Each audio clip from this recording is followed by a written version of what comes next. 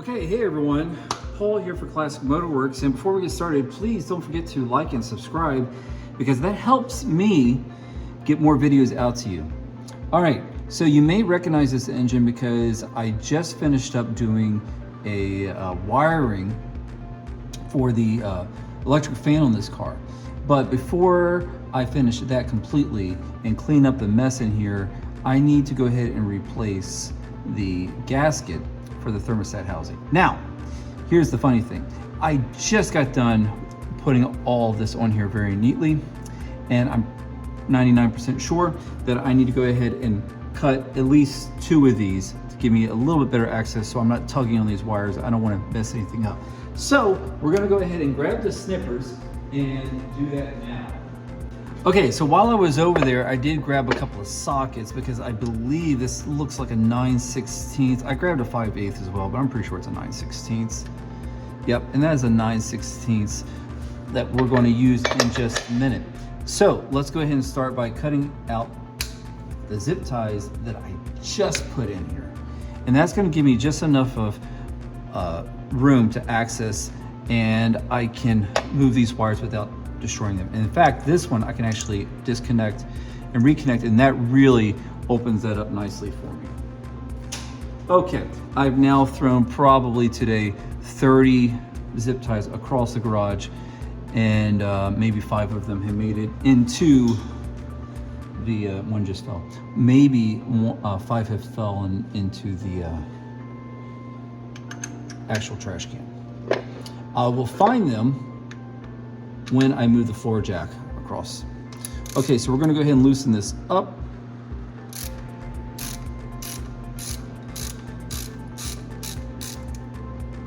And man, I'm gonna be able to do this without even removing the air cleaner. Wow. A lot of times I have to remove the air cleaner just to get the wrenches in there and whatnot, but not today. All right. So this is a Pontiac 350. Slight differences between some of the Chevys. I always find it interesting when I get under one of these cars and my brain, for whatever reason, I look up and for whatever reason, my brain says the starter's supposed to be on the passenger side. And then I look up on one like this, and I'm pretty sure the starter for this one's on the driver's side. So we're gonna lose some fluid. It's gonna happen. We're gonna lose, actually, you know what? We're gonna lose a lot of antifreeze. So what I'm gonna do is try to raise this hose up as quickly as I possibly can. As soon as I get this out, I'm gonna hold down with my thumb. And the reason I'm gonna hold the hose up is because I'm gonna try to let gravity keep it down in the radiator as much as possible. And okay, actually that wasn't as bad as I thought it was going to be. All right, so hey, you know why it's leaking? All right, the reason it's leaking is because there's a rubber seal here for the, I don't know if you can see that, there's a rubber seal here, and there's gunk in between the rubber seal. The rubber seal is completely flattened, and there are remains of an old gasket here. So, no bueno. No, it's not gonna work. So we got gunk. We're gonna move this hose and put it to the side there. So that's why we got leakage, because, yeah. All right, just for kicks, I'm gonna show you, I'm sure that everyone in the world knows, hey, this is the way they go in, okay? You can see that the font for where it says patent, with all that, but here's what I really wanted you to see. Well, this has got a 195 temperature opening. 195, that's not right.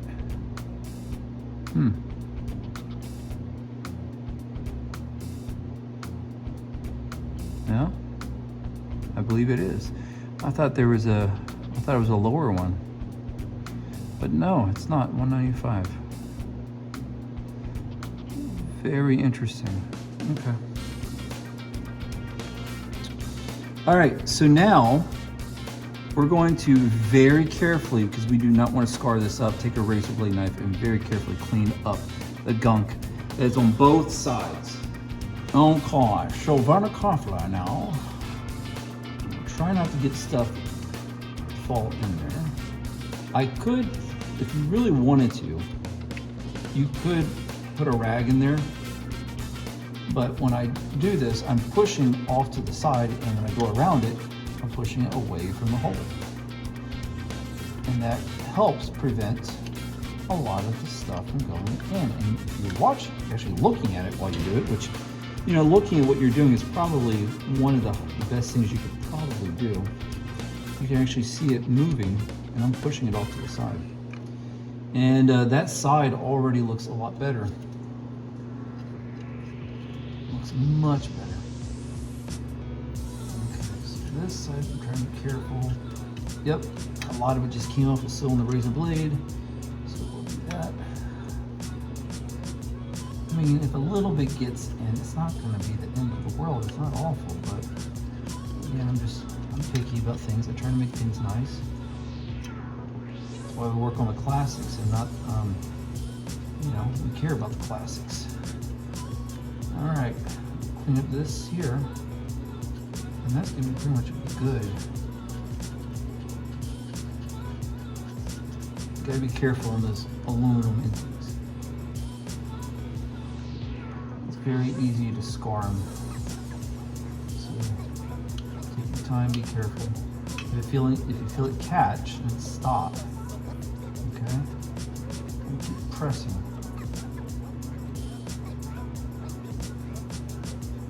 So just a little bit right here, and then I'm gonna wipe it.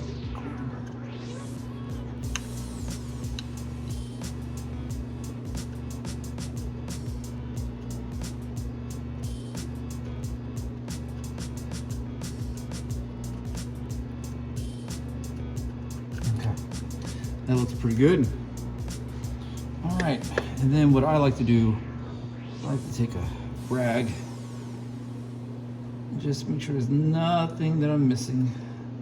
Like I got some, okay? So right there, that's a good reason to do this. Just see if there's anything that you can get with that.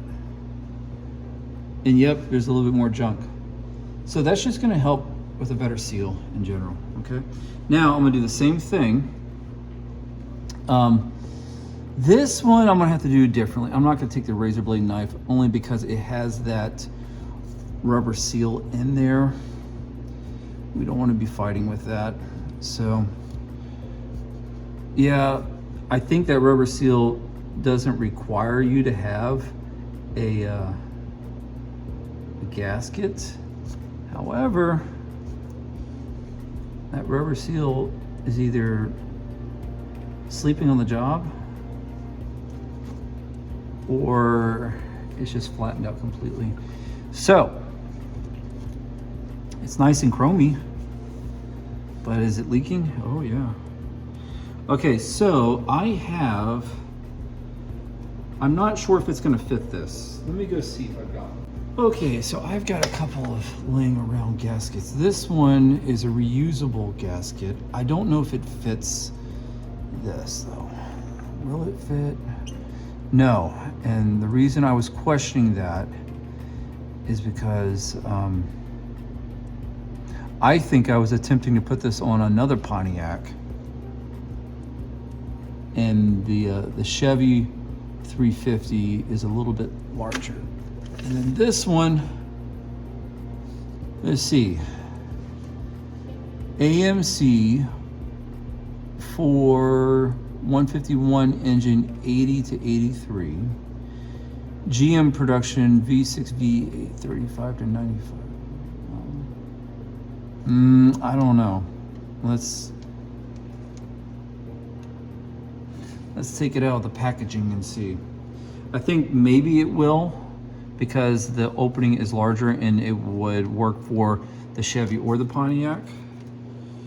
Let's find out, shall we? Leatherman, I've got the Leatherman. We're gonna make it nice, clean cut. Leatherman. Okay, Okay, so now, take this out and see what we've got here. And, well, gee willikers, I believe we got a fit. Okay, and that's what it was. You can actually see here in this that this is more of a universal gasket. It has a larger opening, so it would fit the Pontiac or the Chevy.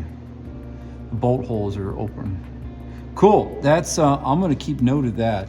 That's part number 35062 from Felpro, made in the good old US of A. Yeah, I'm gonna get me one of those.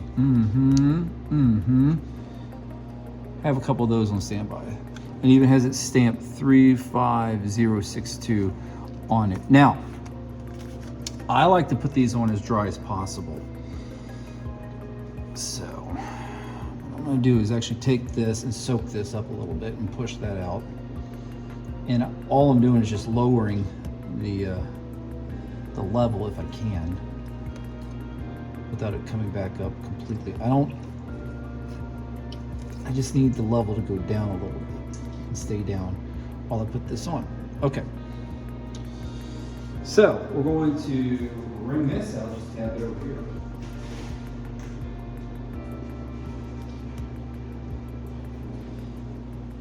And now that that level is down, I'm gonna come back and dry it off the edges, which is really what I want to have happen.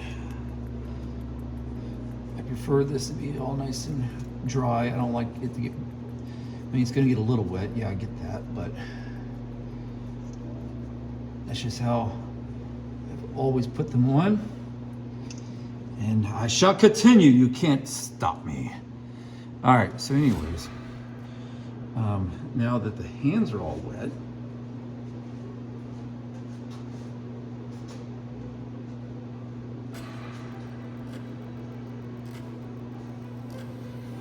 we'll use another green towel, green rag, since we're working with green stuff, and we obviously have to clean this mess up. We knew that was gonna happen. It's just part of the job. All right, then we can put this on. We've got our bolts right there. And you know what I don't see that came off of these bolts? I don't see any washers came off of these bolts. I am a stickler. Stickler. I'm gonna go ahead and get some lock nuts, lock washers, and put on there. Okay, so I got a couple of lock washers I'm gonna put on. I'm gonna look up the torque for this.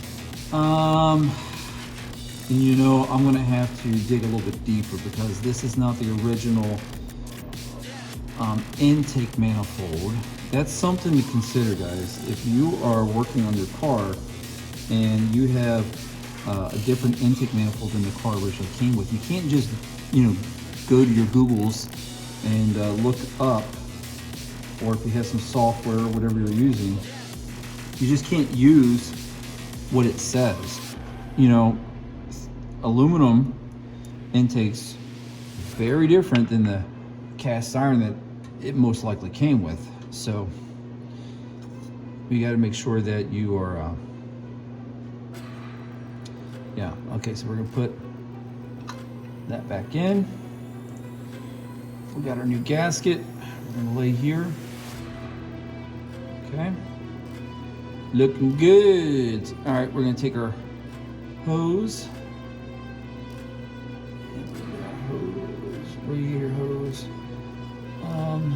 Right here.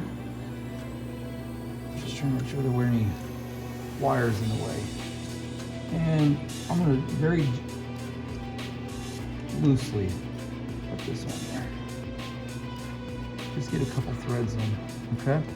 And then let's get the back side. Oh, no. Oh, sorry, I got it. Calm down, it's okay. It's all right, we're gonna be okay. All right, so now we got our washer, and I'm gonna lean in a little bit to see where the gasket is. Try to get the hole lined up.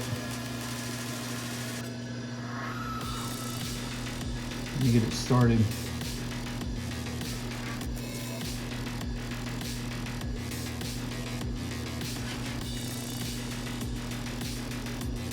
After I get it started, I'll throw the wrench on it.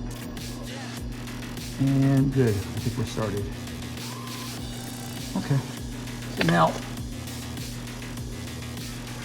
switch this over. Switch. Okay.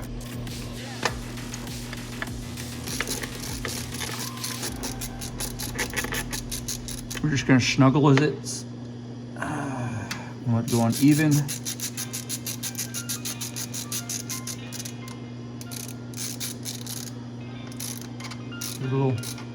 Little snuggles, okay?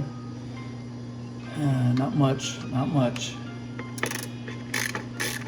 And then I'm gonna go and look up the correct torque for the Pontiac 350 aluminum intake. And to be honest, what I really need to look up is the aluminum intake for Edelbrock. This is an aftermarket Edelbrock intake, very nice, but that's what I'm worried about. We gotta make sure we don't strip out the threads on the intake. All right, shall we turn? Okay, so I have the torque specs, and it's interesting. I found both for the iron intake original, which was iron, and then the aluminum, and it's exactly half. So the original iron intake, if that's what you have, it's 30 foot-pounds, according to my research. If you are doing the aluminum, it's 15 foot-pounds, which is what I've got my torque wrench set to. So now obviously you need to do what you're comfortable with. Don't base it off of the exact same thing I'm doing, but 15, and that feels good. Don't over torque this stuff and strip it. Okay, so I got that down to 15 foot-pounds, and that seems to be the thing for this. Not a bad idea. After it warms up and everything, I'll probably come back and check that. But we'll start with 15 and then we can come back. All right, thanks everyone for watching. Like, subscribe, all that stuff that helps promote the YouTube channel, and which allows me to also create more things for you. Until next time, this is Paul at Classic Motorworks.